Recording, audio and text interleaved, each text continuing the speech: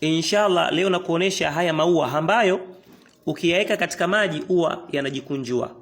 Ukiyatoa katika maji huwa yanajikunja. Kama jinsi ambavyo unavyoliona hilo hapo tumeliweka katika maji, hebu tulione.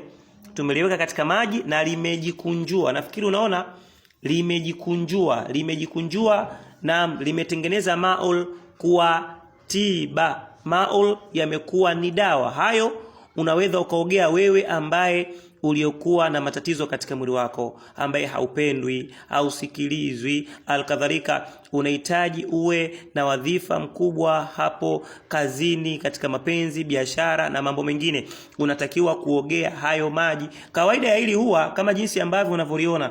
Naam, unatakiwa kulipata, na baada ya kulipata utaliweka katika maji likiwa kama hivi, utaliweka katika maji likiwa kama hivi. Baada ya kuliweka likikaa hapo ndani muda wa nusu saa, huwa lina kawaida ya kujikunjua na maul, maji yake yanakuwa ni tiba kwa ajili ya kuogea wewe ambaye uliokuwa una matatizo yako katika mwili wako biidhnillah. Sasa hili tumeliweka katika maji nusu saa na limejikunjua kama jinsi ambavyo unavyoliona, limejikunjua vyema kabisa na maji yake ni tiba. Lakini vile vile unaweza ukatumia kwa maradhi ya uzazi yanayokusumbua kwa muda mrefu biidhnillah. Kwa maana unaweza ukalichukua hili ukalichemsha na ukapata mauli yake, maji yake ukanywa kikombe asubuhi, jioni, muda wa mwezi mzima inshallah biidhnillah. Mambo yako yaliyokuwa hayaendi vizuri yataenda vizuri na utajikuta ya kwamba ni mtu ambaye mwenye baraka kubwa kutokana na kutumia haya maul, haya maji yenye baraka, kutokana na ua ambalo linajikunjua na ua linajikunja biidhnillah. Kama jinsi unavyoliona,